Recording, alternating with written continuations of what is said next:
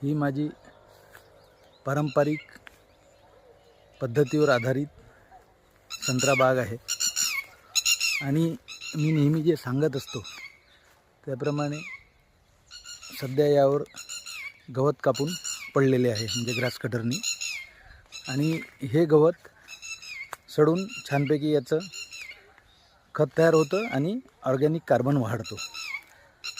मी फवारणी खर्च कमी करायसाठी इथे चिकट पिवळे आणि निळे सापळे बांधलेले आहे आणि फळमाशी करता बॅडोरलूर हा लावलेला आहे, तो आपल्याला या व्हिडिओमध्ये दिसतच आहे।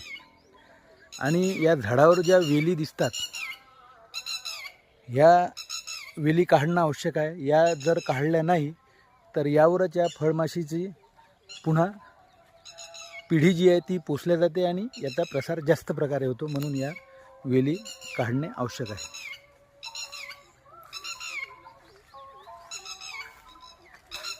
फळे पण झाडावर लगडलेली दिसत आहे।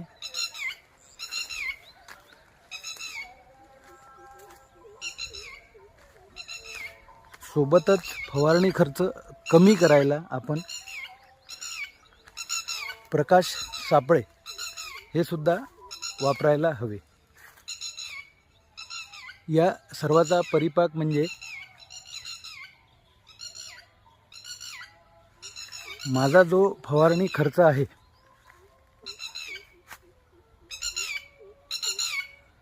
तो 50% आलेला आहे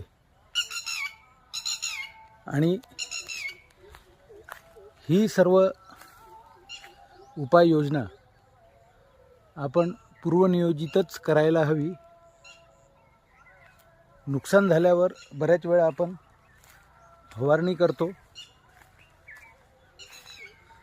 आणि त्यामुळे नुकसान आपल्याला थांबविता येत नाही, जे व्हायचे ते होतेच।